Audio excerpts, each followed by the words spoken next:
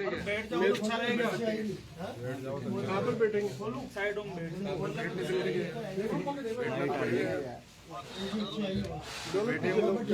ध्यान ले लिया मेरा हाथ भी जा तो आ जाता। हाँ मैं ले लूँ, मैं दुक्के के जो भी ले लेता हूँ, जो फिर वो मेन सही ले लूँ। यही तो कह रहा हूँ भाई जो बिना मतलब कैमरों वगैरह से कर रहे हैं, ये एक तरफ हो जाइए। पत्रकार जो है आधे आधे उधर चल जाओ, आधे चल जाओ। हम भी भाई जो नीचे बैठे हैं उनको पता लगना चाहिए ना, आधे उधर चल जाओ, आधे इधर आ जाओ मेरी तरफ। और जो फालतू खड़े हैं वो सामने से हट जाए। एक और था ना, वो था ना जेरोक्स एक और ले लो आप। भाई इधर आ जाओ, बुरा मत मानो। नहीं मैं बीच में हूँ। मेरे पास इधर आ जाओ, एंगल नहीं आएगा ना ये दूसरा एक सिस्टम बनाओगे तो आप अपन तो सिस्टम बनाए। इसमें नहीं दिया था कि इन्होंने।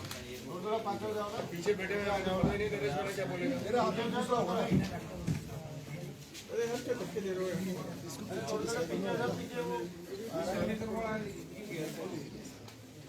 थोड़े पीछे करेंगे।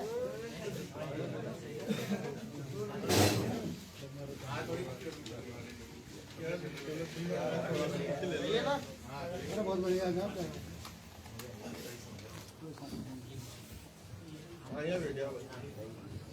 पता तो लगे ना बोल क्या रहा है। उसको दिखा मेरे वाले में। करें सर स्टार्ट। करें शुरू? हाँ करेंगे। लाइट मोड लगा दीजिए। साथियों नमस्कार। हमने 30 जनवरी कल देवली उनियारा और राजस्थान लेवल की कुछ समस्याओं को लेकर एक जन आंदोलन की घोषणा की है, जिसमें हमारी 11 सूत्रीय मांगे हैं। और अभी इस आंदोलन को लेकर जब हम जनसंपर्क पर निकले, गांव गांव गए पीले चावल बांटने, तब कुछ समस्याएं हमारे सामने गांवों से आई। तो वो समस्याएं भी मैं भी आपके सामने रखूंगा।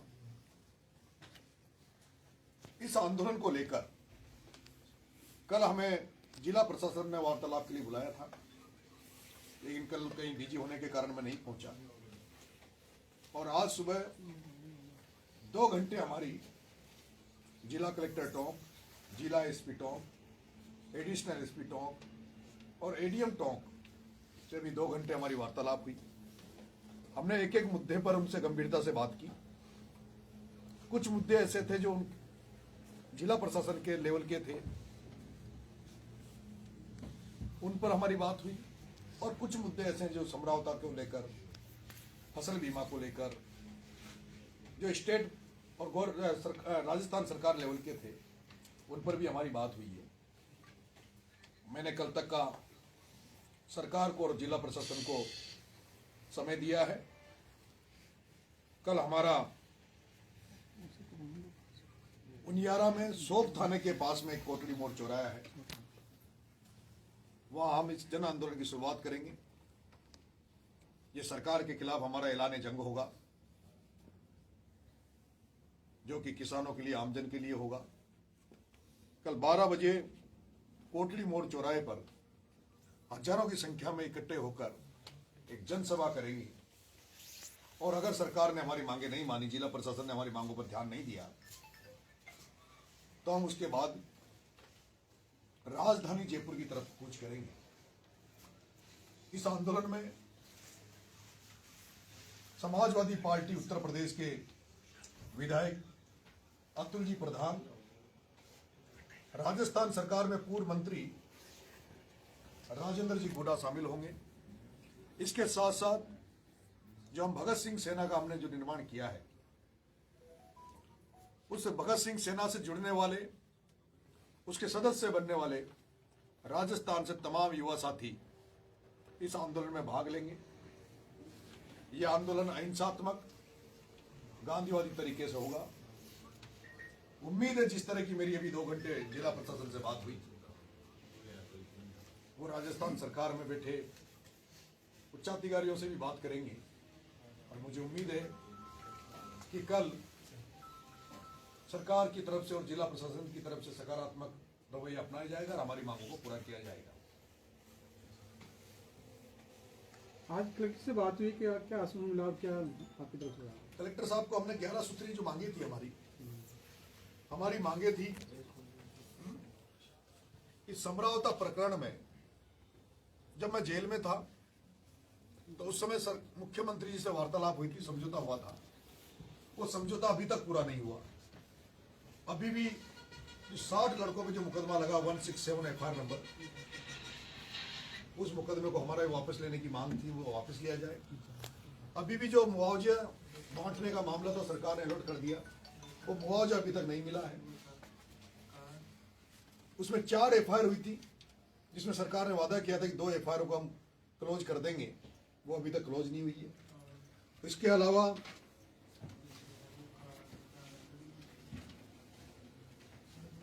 फसल बीमा का जो मामला है, अभी तक फसल बीमा के मामले को लेकर, फसल बीमा के पेमेंट को लेकर, खरीफ की जो फसलें हैं जो चौपट हो गई थी बरसात की फसलें, उसको लेकर अभी तक कोई स्थिति साफ नहीं हुई है। समर्थन मूल्य पर कांटे, अभी तक समर्थन मूल्य पर कांटे, फसलें कटने की काफी लेट होती है, तो उस मामले में हमारी कलेक्टर साहब से बात हुई है। और उनियारा विधानसभा, देवली उनियारा विधानसभा में उन्होंने बताया कि सोप, ककोड़, नासिरदा, इन 3 जगह पर समर्थन मूल्य के कांटे लगते हैं। हमने उनसे कहा है कि इन 3 जगह की जगह 2 जगह और बढ़ाई जाए, एक तो अलीगढ़ बढ़ाई जाए और दूसरी नगर दूनी बढ़ाई जाए, 2 कांटे लगाए जाए और फसल आने के पहले अभी से उसकी व्यवस्था की जाए, ताकि किसानों को जैसे ही फसलें कटे वो तुरंत प्रभाव से उन कांटों पर अपना माल तुला सके। उसके लिए भी उन्होंने आश्वस्त किया है कि हम ये वो करेंगे। एक सोप से लेके अलीगढ़ का जो टूटा रोड पड़ा हुआ है, उस रोड को डामरीकरण किया जाए। एक अलीगढ़ से आसल गांव का जो टूटी हुई सड़क है, उस सड़क को बनाया जाए। कुछ जो हमें क्षेत्रीय समस्याएं आई, साइबर ठगी के नाम पर कई लोगों को पुलिस बिना किसी सबूत के निर्दोष लोगों को भी उठा लाती है और उसके बाद बिना कोई मुकदमा लगाए उनसे वसूली करके छोड़ देती है। ऐसी कार्रवाइयों पर रोको। जिस सीआई ने, जिस पुलिस वालों ने उन महिलाओं के साथ और आदिवासी महिलाओं के साथ जो दुर्व्यवहार किया, उनके खिलाफ कार्रवाई हो। ऐसी तमाम समस्याएं कई गांव में, अभी मैं जब पीले चावल बांटने गया तो वहां पीने की समस्या थी, जिसमें बिलासपुरा का देवपुरा गांव है, कचरावता में रायपुरा गांव है। यहाँ जल जीवन मिशन के तहत नल तो लगे हुए हैं लेकिन पानी नहीं आता, उनमें पानी पहुंचाया जाए। पुलेता में जो गांव है, पुलेता हेडक्वार्टर, वहां पीएससी खुलनी है, उसको पुलेता में ही खोला जाए।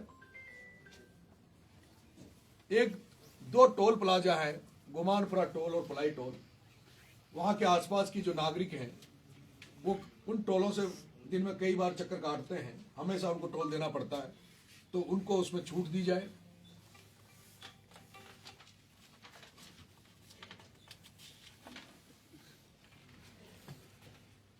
एक जो हत्या हुई थी खेरली में, मर्डर हुआ था, उसमें दोनों मुलजिमों की जमानत हो गई, लेकिन अभी तक जिसकी हत्या हुई उसके परिजनों को अभी तक जो पीड़ित प्रतिकार वो नहीं मिला।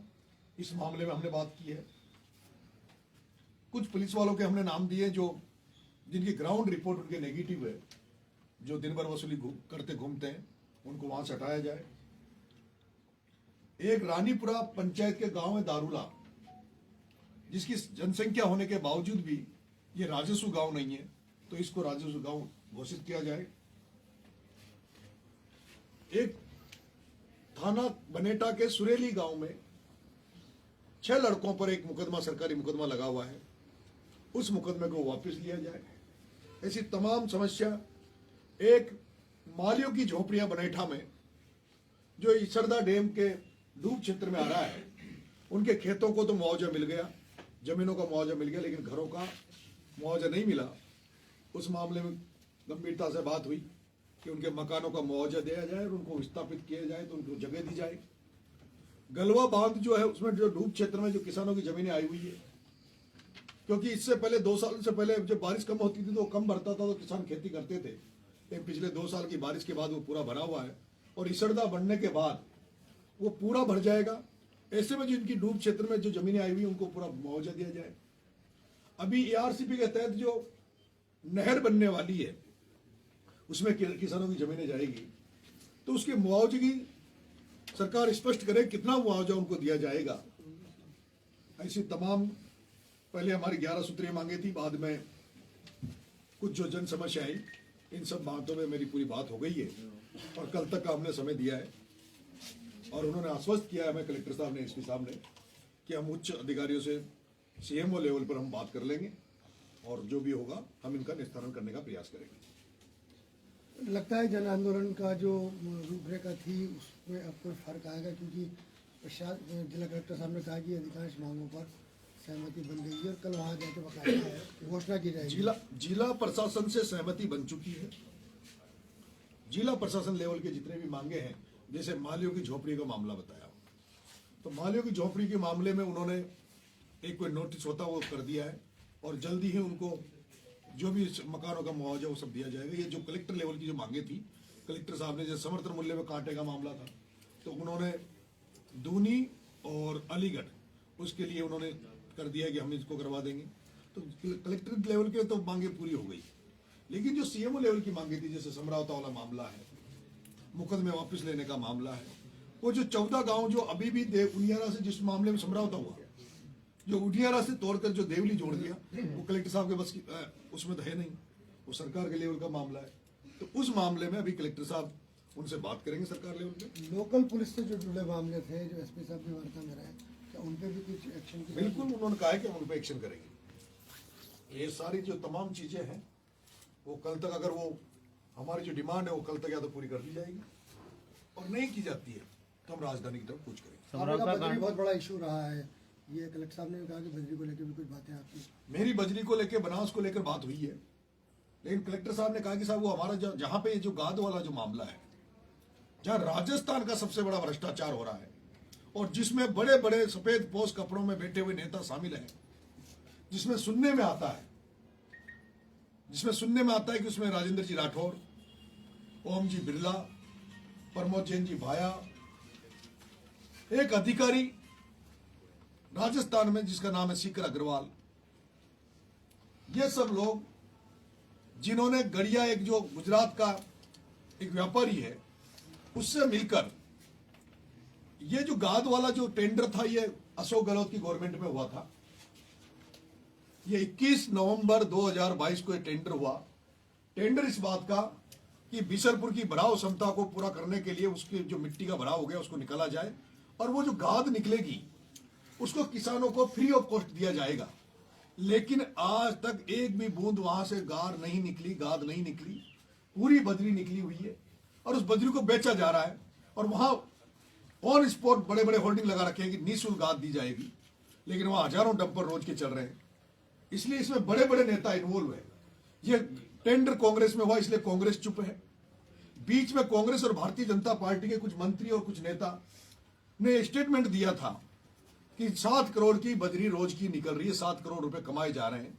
लेकिन मैं कल उस जगह जाकर देख के आया हूं, वहां 7 करोड़ नहीं, रोज की 10 करोड़ रुपए वहां से कमाए जा रहे हैं, जिनका 1 रुपया भी नहीं लग रहा। गाद निकालने के नाम पर बजरी निकालने का पैसा भी सरकार दे रही है।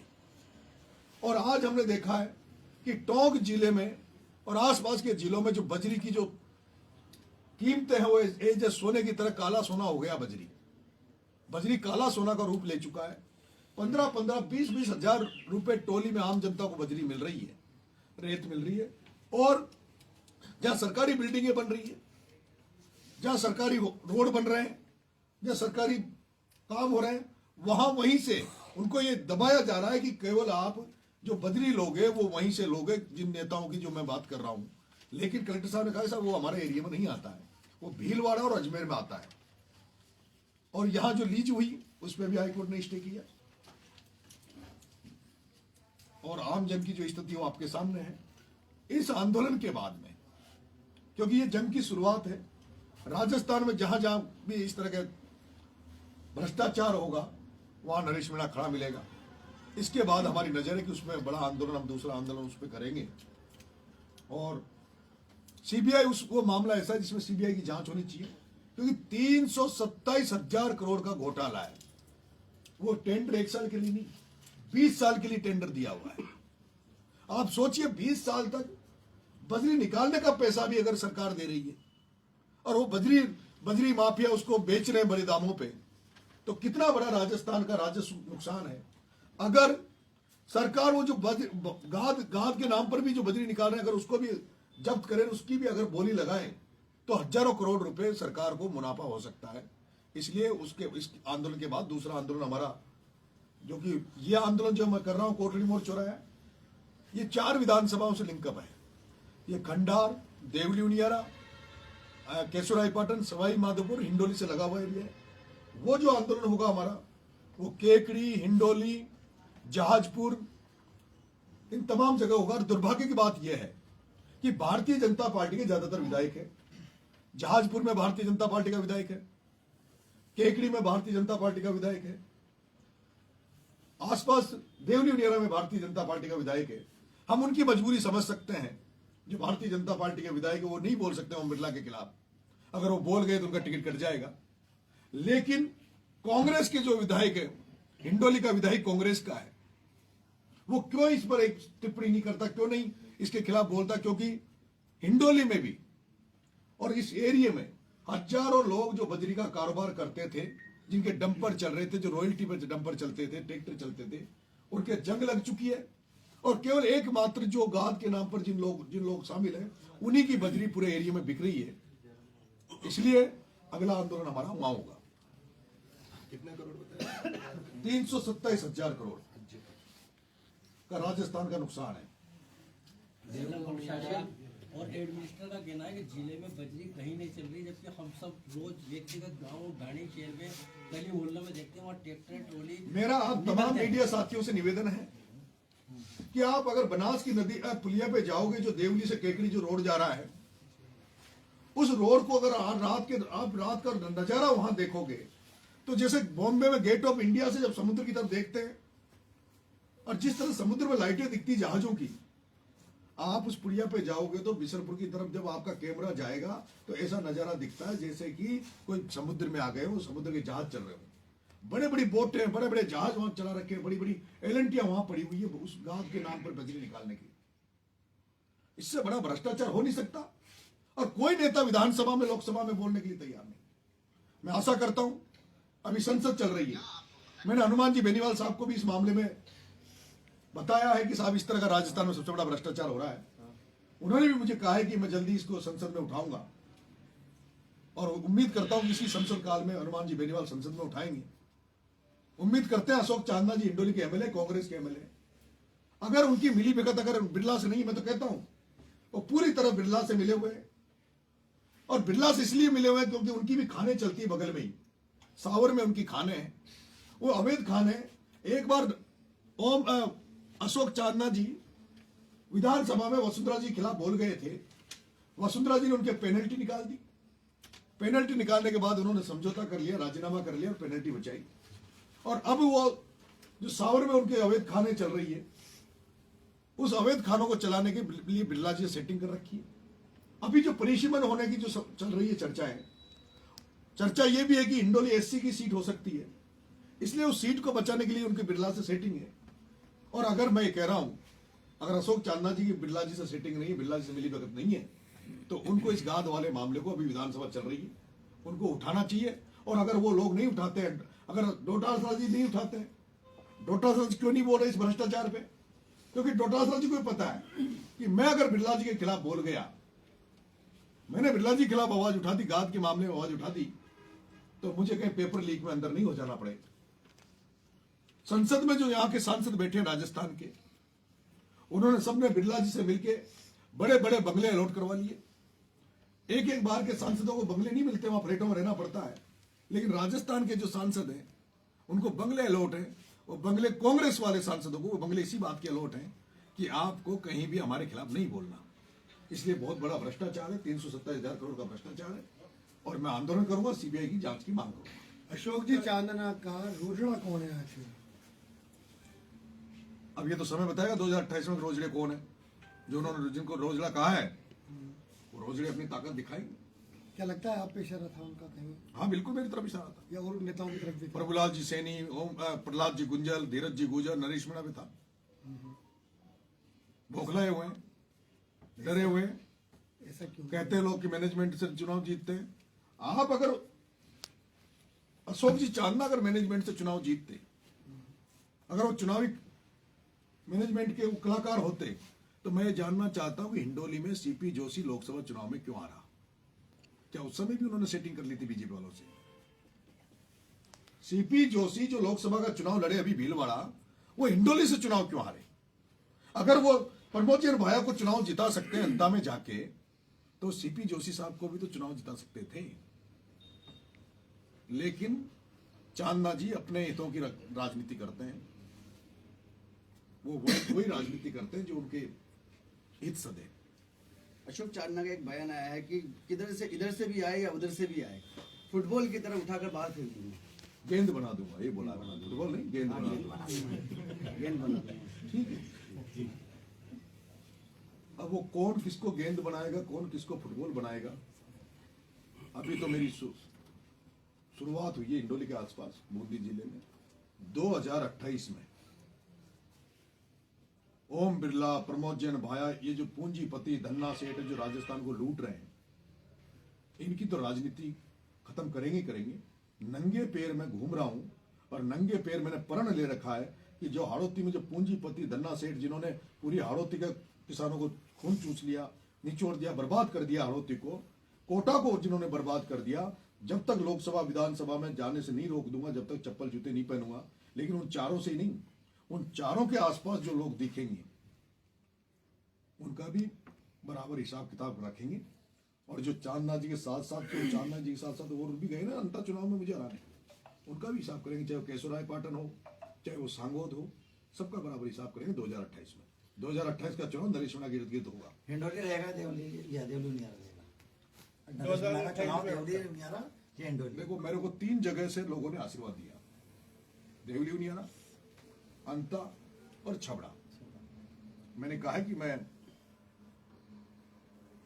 2 जगह से चुनाव लड़ूंगा। कहाँ से? अब ये उस समय तय कर लेंगे कहां कितना लोगों का प्यार है, आशीर्वाद है। लेकिन ये तय मान लीजिए कि चाहे मैं 3 बार हार गया, चाहे मैं आगे भी एमएलए नहीं बनूं, मैं जिद्दी हूं, मैं आगे भी एमएलए नहीं बनूं, लेकिन जिन्होंने मुझे हराया है उनको हराने का पूरा प्रयास करूंगा, जी जान लगा दूंगा, चाहे मैं खुद बनूं कि नहीं बनूं। टॉप में बैठे हुए हैं आप, टॉप में सचिन पायलट का विधानसभा क्षेत्र है। सचिन पायलट से क्या उम्मीद रखते हैं आप? भ्रष्टाचार पे क्या वो बोलेंगे आपके जो मुद्दों पे बात? पायलट साहब को बोलना चाहिए, उनके पड़ोस में जो बनास निकल रही है, पायलट साहब को बोलना चाहिए। देवली उनियारा सबसे बड़ी विधानसभा है, 175 किलोमीटर का दायरा आता है। आपने कोटड़ी को ही क्यों चुना इसके लिए? देखिए, सोप थाने पर जिस तरह का ये हुआ था घटनाक्रम, उसके बाद में कोटड़ी चौराया एक ऐसा चौराया है कि 3-4 विधानसभाओं के बीच का सेंटर है, तो वहां से मैसेज जाएगा, ज्यादा से ज्यादा लोगों से मैसेज जाएगा।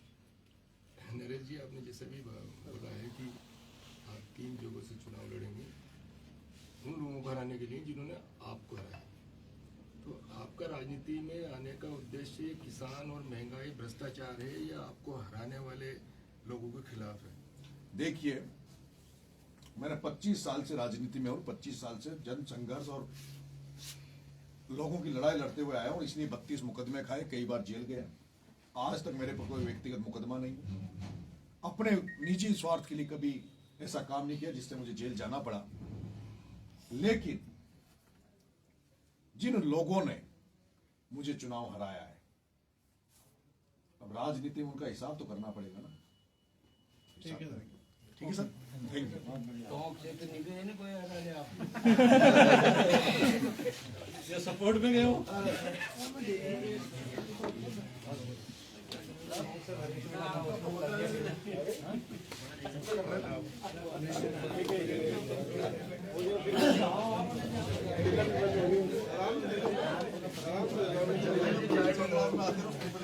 रहो, पंचायत राज में आते हैं उसके बदले कर देंगे।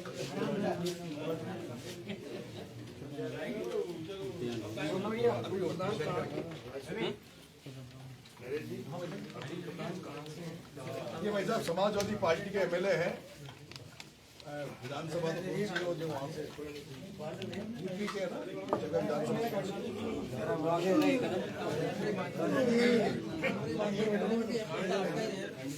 हाँ लोगों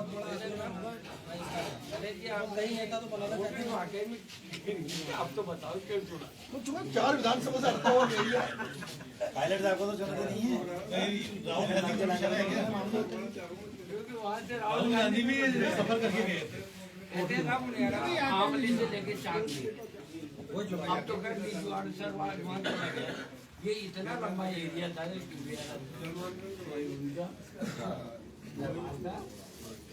अरे भैया